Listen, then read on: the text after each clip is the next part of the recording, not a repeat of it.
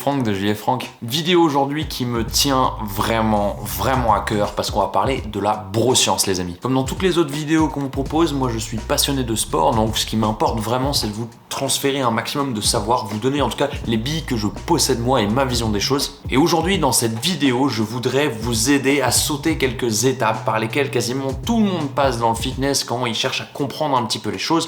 Moi-même j'y suis passé et ces étapes ça passe par de la broscience justement. Donc pourquoi j'ai fait cette vidéo? Petite histoire, j'étais à la salle la dernière fois et quelqu'un est venu me voir pour me dire que une des choses que je faisais c'était de la merde pour telle et telle raison. Et ce mec pendant qu'il me parlait, sachez que ça arrive très souvent et donc dans ce cas-là, dans ta tête t'es là à dire est-ce que je vais argumenter ou pas, ou est-ce que c'est un débat un petit peu foutu. Et moi en fait dans ma tête je me disais vraiment, en fait ce mec c'était moi. Ce mec, c'était moi il y a 10 ans et j'aimerais bien faire en sorte que des personnes ne passent pas par cette étape-là. Qu'on n'ait pas justement des personnes un peu plus expérimentées à convaincre d'autres personnes comme ça à chaque fois. Bref, que vous ne passiez pas par ces étapes de broscience. Et pour ça, en fait, il y a 2 niveaux de broscientifique et je vais vous en parler dans cette vidéo.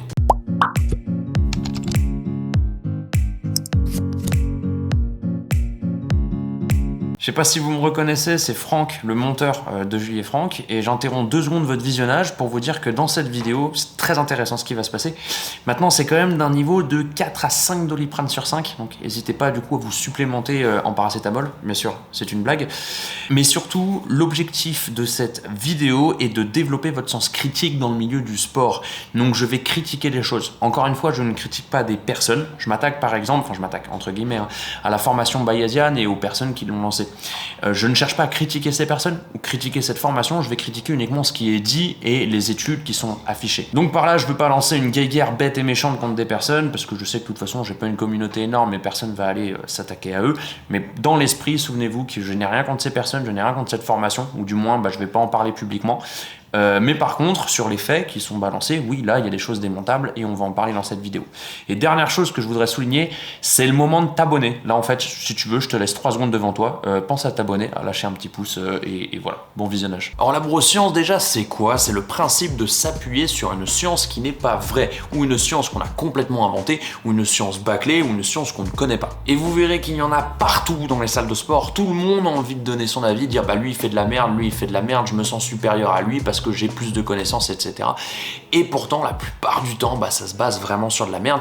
Et dans cette vidéo, je vais essayer de vous expliquer comment développer votre sens critique pour que vous, ça ne vous atteigne pas et réussir à sauter ces étapes. Déjà, le premier niveau de broscientifique, c'est celui qui n'a absolument aucune connaissance, qui ne se bat que sur la sensation et sur la congestion, et ça lui suffit à savoir ce qui fonctionne et ce qui fonctionne pas. Ça, c'est un exercice que quand je le fais, j'arrive à bien sentir mes pecs, bien les pecs, en contractant bien les pecs. Je sens bien mon centre des pecs. Et ça, les amis, c'est une grosse partie de ce qu'on retrouve dans les salles de sport. Ce sont des personnes qui ne connaissent pas forcément grand-chose, qui ont la flemme de faire des recherches, et quand ils font des recherches, ils ne s'appuient que sur notre ami Google, qui bien sûr va référencer en premier sur ses pages ce qu'il y a de populaire ou ce qu'il y a du financement. Donc autant dire pas la vérité, les amis. Moi, je sens bien mes pecs quand je fais ce mouvement. Ça va vraiment t'aider à bien sentir tes pecs, ça va te faire mal.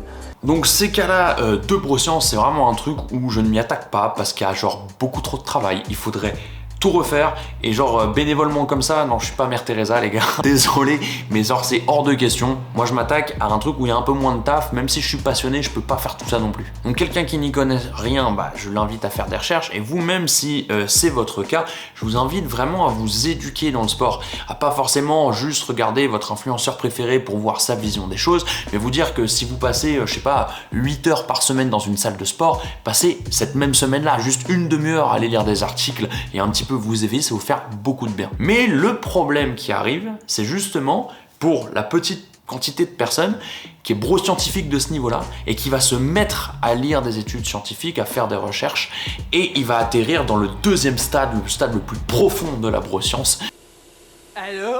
Qui est le broscientifique de niveau 2, celui qui croit tout savoir. J'y suis passé, beaucoup de personnes y passent, ce Jean-Michel omniscient qui sait tout sur tout parce que justement il a lu des résumés d'études scientifiques sur internet et donc détient le savoir éternel. J'ai fait l'année dernière une vidéo sur les études scientifiques que moi j'ai pris beaucoup de plaisir à faire parce que ça me prenait du temps et ça m'intéressait, qui a très peu marché. Je vous invite à aller la regarder parce qu'il y a quand même énormément de choses intéressantes.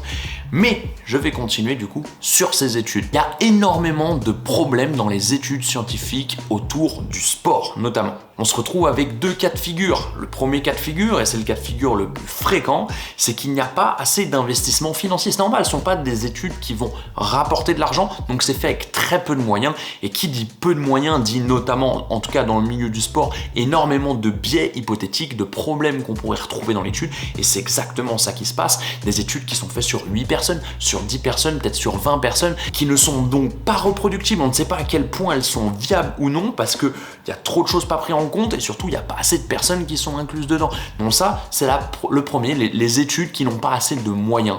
Et à côté de ça, il y a les études qui ont suffisamment de moyens, du moins un petit peu plus, et là, du coup, à votre avis, les moyens viennent d'où?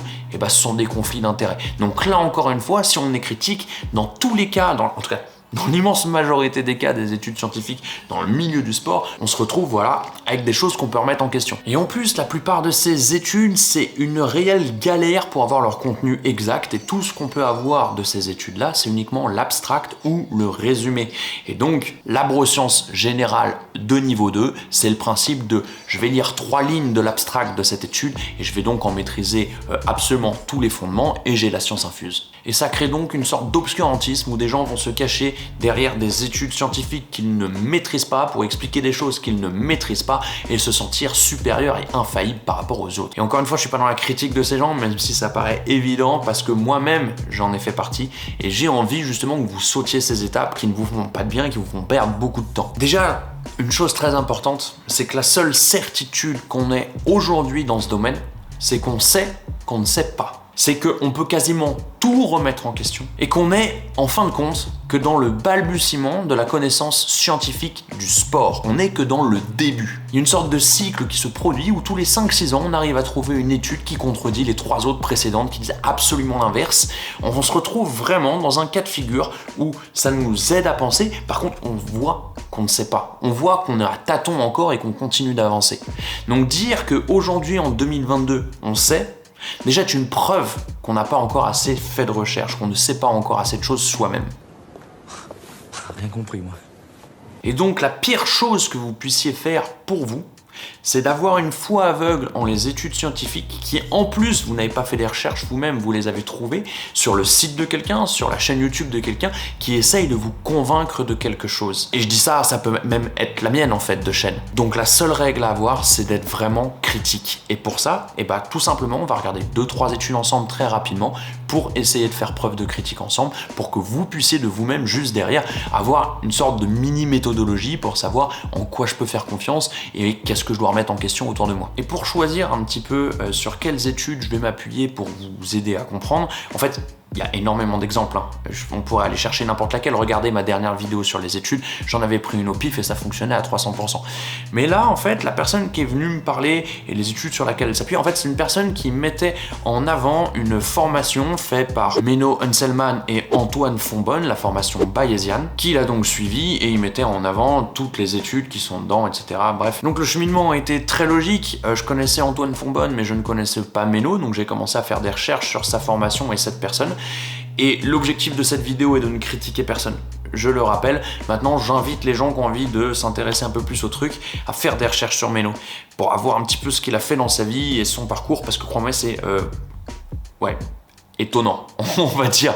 Et peut-être que vous serez beaucoup plus critique en connaissant plus le personnage plutôt qu'en consommant directement tout ce qu'il balance. J'ai donc fait des recherches sur Menno et en même temps des recherches sur Antoine Fonbonne, même si je connaissais un petit peu le profil de la personne, et je suis tombé sur une vidéo des deux qui s'entraînent, et des deux qui s'entraînent en se basant uniquement sur la science. Donc là, top! On est typiquement dans le profil que je vous ai dit. Je me cache derrière des études, et allons voir ce que ça donne. Dans cette vidéo-là, il s'appuie sur 4 études.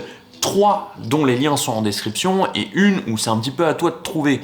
Top! J'ai du temps devant moi, regardons un petit peu tout ça. Donc là, ce qui va se passer, c'est exactement ce que je vous conseille de faire à partir du moment où vous voulez avoir vos propres certitudes ou votre avis sur les choses. Vraiment procéder de cette manière-là. Étude numéro 1, ça s'affiche juste en bas de l'écran quand il en parle. Et on fait le leg extension après l'exercice sur la chaîne postérieure sur les ischios, tout simplement parce que dans les recherches EMG, il est clair que fatiguer d'abord les ischios qui sont censés plier les genoux et permettre cette contraction, permettre de renforcer l'activation musculaire des extenseurs du genou, donc le quad notamment. Il est en train d'expliquer que le fait de faire les ischios avant les quadriceps sur du leg extension leg curl permet une meilleure activation des quadriceps juste derrière en s'appuyant sur la première étude de Paz et Hall en 2013. Bon, j'ai fait quand même beaucoup de recherches sur cette étude et l'ai bien sûr pas trouvée, sinon je pense qu'il l'aurait lui-même affiché à l'écran comme il l'a fait juste après. Mais par contre, j'ai réussi à trouver une étude en 2012, au moins de Paz, sur un sujet un petit peu semblable qui est l'avantage ou non des étirements entre les séries, des étirements de l'antagoniste, donc des ischios par exemple, pour une meilleure activation des quadriceps. Cette étude, comme toutes les autres, je vous mets le lien en description, vous pourrez aller voir de vous-même, et c'est une étude qui regarde 10 personnes et qui montre que sur 10 personnes, il y aurait une meilleure activation à l'EMG, juste derrière, des étirements. Et donc on voit déjà que c'est que sur 10 personnes, et on voit en plus que ça n'a pas grand-chose à voir avec ce qui était dit, le fait d'enchaîner le leg curl avec le leg extension. Et en plus, dans le temps que j'ai passé à chercher cette étude, je suis tombé sur d'autres études, dont une en 2017, qui arrive à dire à peu près l'inverse et qui a été faite cette fois-ci sur 20 personnes. Une étude qui dit en tout cas que ça n'a pas d'impact sur l'EMG, sur un effort isokinétique. Donc je ne dis pas que l'une a raison ou l'autre a tort, je dis juste qu'il faut être critique et juste émettre un doute quand on est face à ça.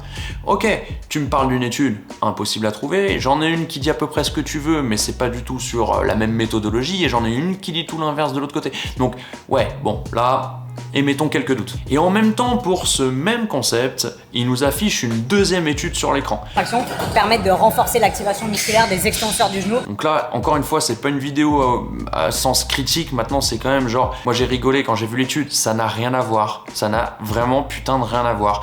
Le seul truc qui a un intérêt dans cette étude-là, c'est qu'on est bien sur du travail de leg extension leg curl, mais c'est voir dans quel enchaînement, c'est d'abord le curl avant l'extension ou le contraire, tu arrives à moins ressentir l'effort et à faire plus de volume. Donc en fait, ça n'a rien à voir avec l'activation comme ce qui était dit juste avant. Et cette nouvelle étude a été faite sur, devinez bien, roulement de tambour, 12 putains de personnes. Une nouvelle fois, c'est là où je veux en venir en termes de sens critique. Dites-vous bien que 1 million de personnes n'est pas forcément représentatif des 7 milliards d'individus sur Terre. Donc d'après cette même règle, 12 personnes. Une étude, un des premiers trucs qu'on lui demande, revoyez encore une fois l'autre vidéo que j'ai fait ça, instant autopromo à nouveau, un des premiers trucs qu'on lui demande, c'est d'être justement reproductible. On veut que peu importe avec quel panel de personnes, combien de personnes et quand on le fasse, on veut qu'on ait les mêmes résultats. Sinon, bien sûr que ça n'a pas aucun intérêt. Et quand on prend que 12 personnes, l'aspect reproductible de l'étude, surtout quand on est sur de l'adaptation corporelle, déjà voilà, votre sens critique, ça dit pas que c'est faux. Ça dit qu'on peut le remettre en question. Donc on voit déjà derrière les deux premières études où 99% des personnes qui ont regardé la vidéo à ce moment-là d'Antoine Fonbonne ne sont même pas allées regarder. On dit ah ouais, ah putain il est trop intelligent, il est intelligent comme mec, hein, je dis pas le contraire. Par contre, genre non, tu peux pas dire avoir de certitude grâce à ça. Troisième étude. You're standing up like this, you don't have that good stretch. A lot of programs for the lats, they neglect stretch mediated hypertrophy. So if you think, deadlifts, rows, they don't train the lats in a position of at long muscle lengths. So you don't train them, you don't put them on a high tension in a stretch position, and you don't get much stretch mediated hypertrophy. This leaves a lot of gains on the table. Ils expliquent à ce moment-là qu'avoir une forte tension d'étirement sur certains types de muscles peut avoir des avantages supplémentaires. Enfin, c'est pas peu, ils disent pas peu, hein. A des avantages supplémentaires sur l'hypertrophie. Et ils nous affichent une nouvelle étude, donc là on est sûr de pas se tromper une nouvelle fois. On a une nouvelle étude. Cette nouvelle étude nous dit, écoutez bien, qu'une amplitude partielle sur la phase avec le plus d'étirement est préférable pour l'hypertrophie et la force à une amplitude globale ou quelque amplitude que ce soit d'autre. Donc elle nous dit pas en fait qu'il vaut mieux avoir une forte tension d'étirement, elle nous dit qu'il faut travailler que dans cette portion-là pour avoir les meilleures évolutions. Et en plus, sur qui a été faite cette étude ? 45 personnes. Donc là, on voit déjà que c'est plus que ce qu'on avait avant. Mais c'était quoi ces 45 personnes ? C'était 45 femmes inentraînées, qui ne s'entraînaient pas. Donc à quel moment on peut dire que c'est reproductible ? À quel moment on peut dire que 45 femmes inentraînées ont les mêmes réponses corporelles que 2 personnes qui sont genre 10 ans d'expérience en bodybuilding ? Une nouvelle fois, je dis pas que c'est faux, je dis juste qu'on peut pas se cacher derrière et que c'est de l'obscurantisme que de dire voilà, c'est pour ça que je le fais, vous êtes tous cons, vous faites pas ça comme ça. Et étude numéro 4, c'est la dernière, elle est très importante à présenter aussi, et vous comprendrez pourquoi juste après. Généralement, les 10% des femmes les plus fortes sont toujours malheureusement moins fortes que les 25% des mecs les plus faibles. Ils vont comparer les forces de préhension, donc la poigne, entre les hommes et les femmes entraînés ou inentraînés pour voir un petit peu où on est en termes de proportion. Et là tout de suite, si on va lire l'étude en question, on va se rendre compte déjà que c'est sur 2000 personnes. Donc c'est pas exactement le panel des 12 clampins qu'on avait juste avant. On va se rendre compte qu'en plus, cette étude ne regarde pas l'évolution d'un corps, ne regarde pas l'adaptation face à un protocole. Cette étude regarde juste le niveau de force. Il y a un test à faire. Tu tiens pas, A, B, point barre. Donc là, tout de suite, si on ressort de cette étude, même si on n'a pas le contenu exact, si on n'a que le résumé, mais on peut se dire qu'on peut, sans trop risquer quoi que ce soit, lui faire confiance. On est sur quelque chose où même avec notre esprit critique, on se dit ce serait chaud de se tromper là-dessus. Donc maintenant, ça ne veut pas dire confiance aveugle, on est à dire fermez vos gueules, vous n'y connaissez rien. Maintenant, on peut se dire, voilà, ça peut en tout cas aiguiller ma pensée facilement. Et donc, vous voyez, je ne veux pas dire que ces personnes disent que de la merde ou quoi que ce soit, parce que notamment, il y a une des études où ça a complètement du sens. Je veux juste par là, éveiller votre sens critique. Et encore une fois, je n'ai pas passé des heures à chercher des exemples différents sur des vidéos YouTube ou quoi que ce soit. J'ai pris la première, j'ai pris les 3 premières, bim, je me suis lancé et à chaque fois, ça tombait juste pour que vous vous rendiez compte que c'est essentiel de critiquer, essentiel d'aller regarder avec vos propres yeux pour vous faire votre idée. Il y a 2 manières de voir cette vidéo, comme 99% de la population. Ah ouais, ah putain, ah ouais, mais moi je fais pas ça comme ça. Ah ouais, il a raison, en plus c'est sur une étude. Et les autres, ah ouais, ah c'est pour ça, attends, je vais aller voir. Ah ouais, en fait, non, en fait c'est que ton avis à toi. Et c'est ça qui est très important. Et donc s'il y avait vraiment une seule chose que je voulais vous faire passer comme information, c'est que il vaut mieux savoir moins mais avoir son propre avis sur les choses plutôt que savoir beaucoup, mais c'est que des informations qu'on vous a recrachées et vous les récupérez. Quand on vous parle d'une étude, le premier réflexe c'est d'aller voir cette étude, d'aller au moins lire l'abstract. Et même parfois dans l'abstract, ça ne suffit pas. Il faut aller un petit peu plus loin et choper l'intégralité de l'étude pour mieux comprendre justement. Je vais vous donner un dernier exemple et ça m'est arrivé à moi dans une des vidéos que j'ai faites. Je soutenais l'information qu'à masse musculaire égale, les femmes sont un peu moins fortes que les hommes. Et notamment, dans ma vision des choses, c'était que même une femme non entraînée, imaginez qu'on trouve un homme exactement du même poids avec la masse musculaire non entraînée, l'homme aura un peu plus de force que la femme parce que culturellement, l'homme dans sa vie va plus faire d'activités qui ont besoin de la force et que même s'il développe pas tant sa masse musculaire que ça, la partie innervation de la masse musculaire est mieux développée et donc il permet d'avoir généralement, c'est une généralité une nouvelle fois, plus de force que la femme. Et ça, c'était ma vision des choses. Et donc, pour pas vous balancer de la merde, je suis allé faire pas mal de recherches. Et j'ai trouvé une étude qui dit le contraire. À masse musculaire égale, les hommes ont autant de force que les femmes. Donc là, je me suis dit, bah merde, ça me fait quand même bien chier d'avoir une étude qui dit le contraire que de ce que je pense. Maintenant, c'était ce qu'il y avait dans l'abstract. Et je me suis dit, bah je vais aller regarder plus précisément l'intégralité de cette étude que j'ai réussi à trouver et dont dans un des paragraphes, il expliquait exactement ce que je viens de vous dire. C'est dû aux écarts culturels entre les hommes et les femmes où les hommes sont plus confrontés à des épreuves ou des sports de force que les femmes. Pourquoi je vous dis tout ça? Parce que si je m'étais arrêté à lire uniquement l'abstract, ça disait le contraire de ce que je pensais. Or, l'étude elle-même, justement, validait ma pensée. Donc on vous parle d'une étude, allez la regarder. Essayez au moins d'avoir la méthodologie, de regarder un petit peu plus près quels sont les hypothétiques biais possibles. Biais, je le rappelle, c'est justement des erreurs possibles qu'il y a dans une étude. Et dans les biais possibles, il y en a une infinité. C'est pour ça que c'est très dur de faire des études scientifiques dans le sport qui sont valables. Quand on regarde l'évolution d'un style d'entraînement, d'un mouvement, d'un type d'alimentation, il faut prendre tellement de variables en compte pour voir que ça vient bien de ce que vous faites qu'au final, les études ne veulent pas forcément dire quelque chose quand on prend tous les variables possibles. Parce que il faut bien sûr, il y a l'alimentation qui rentre en jeu, il y a le style d'entraînement. À côté, il y a votre vie, la sédentarité que vous avez dans votre vie sociale, la sédentarité que vous avez dans votre vie active, le niveau de stress que vous ressentez journalier, la qualité du sommeil que vous avez, la qualité de l'exposition au soleil que vous avez, même la pollution que vous respirez. Enfin, en fait, il y a tellement de choses qui ne sont pas toutes de même ordre, en fait, qui ne vont pas toutes impacter votre évolution autant, mais qui vont impacter votre évolution, que dire qu'on a tout pris en compte et qu'on est sûr que c'est l'entraînement ou qu'on est sûr que c'est ce variable-là, souvent, c'est très compliqué. C'est donc des hypothétiques biais mis en place et avec les niveaux de financement qu'on a aujourd'hui dans le secteur sportif, réussir à éliminer tous ces biais, c'est limite impossible, quoi. C'est pour ça que vraiment, l'important de cette vidéo, c'est de vous faire passer le message d'être critique et de vous faire des avis sur tout. même sur ce que je dis, même sur ce que vous dit n'importe quel youtubeur, n'importe quel influenceur, n'importe quelle personne autour de vous. Écoutez, c'est très important de pas dire non, t'as tort, tu dis de la merde. Non, écoutez, ok, je prends ton information, je suis pas forcément d'accord avec toi, je vais faire plus de recherches et je reviendrai vers toi plus tard. C'est très important. Bon les amis, là on était sur un gros 4, 5, 6 Doliprane sur cette vidéo.